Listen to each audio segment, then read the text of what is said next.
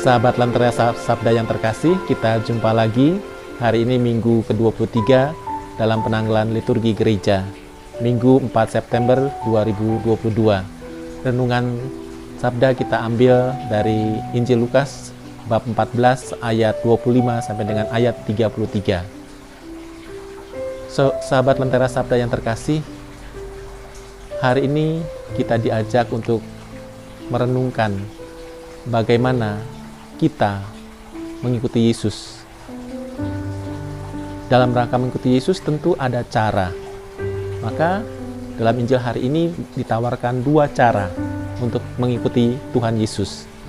Cara yang pertama adalah melepaskan segala sesuatu di luar diri kita. Ikatan-ikatan yang ada seperti ikatan keluarga, ikatan darah, ikatan persahabatan, dan lain sebagainya. Maka mesti kita lepas dan kita memprioritaskan hal-hal yang lebih tinggi dan yang lebih mulia, yaitu hanya mengikatkan diri pada Kristus. Tetapi bukan berarti bahwa ikatan-ikatan persaudaraan, ikatan keluarga atau ikatan darah harus kita hilangkan. Bukan itu, tapi justru kita memprioritaskan ikatan dengan Kristus yang harus lebih tinggi dan lebih mulia. Sedangkan ikatan-ikatan yang lain adalah menjadi penyempurna atau pelengkap di dalam kehidupan kita. Cara yang kedua adalah melepaskan segala sesuatu yang ada di dalam diri kita. Kalau tadi di luar, sekarang di dalam. Apa saja yang ada di dalam diri kita? Hanya satu hal yang ada di dalam diri kita. Yang ada di dalam diri kita adalah milik yang kita punyai. Dan milik kita itu macam-macam, ya. Ada yang berupa materi. Mungkin kita mempunyai kelebihan-kelebihan dari hasil jerih lelah kita, dari karya, dari pekerjaan yang kita lakukan, maka kita mendapatkan materi-materi, ya, seperti misalnya rumah, uang, ataupun kekayaan yang lain yang kita miliki. Itu adalah milik kita, dan itulah yang kadang-kadang membuat kelekatan pada diri kita, dan kita biasanya senang yang namanya zona aman.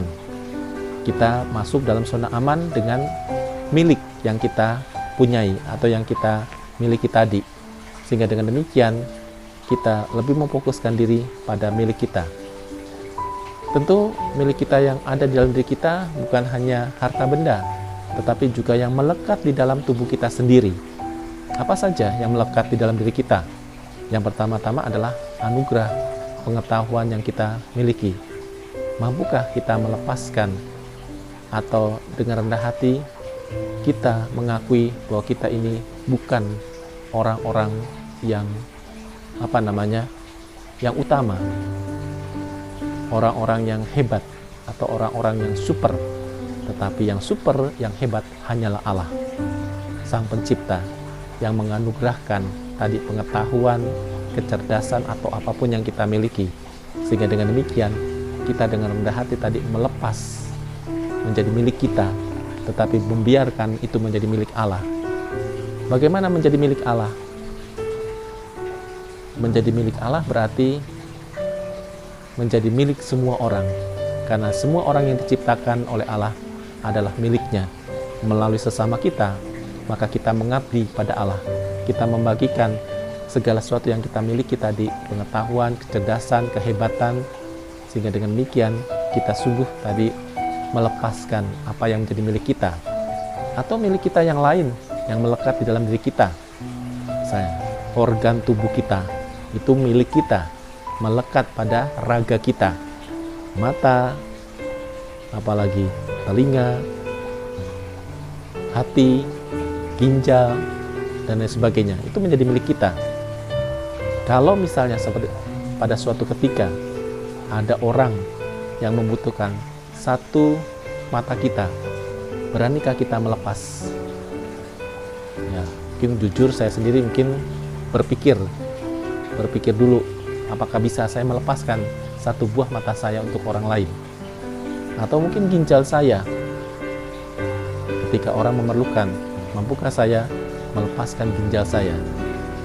Dan itu semua memerlukan perjuangan. Ya, kita akui bahwa tidak mudah untuk melepaskan itu semua, tetapi kita diajak oleh Tuhan sungguh berusaha. Bukan hanya diam, bukan hanya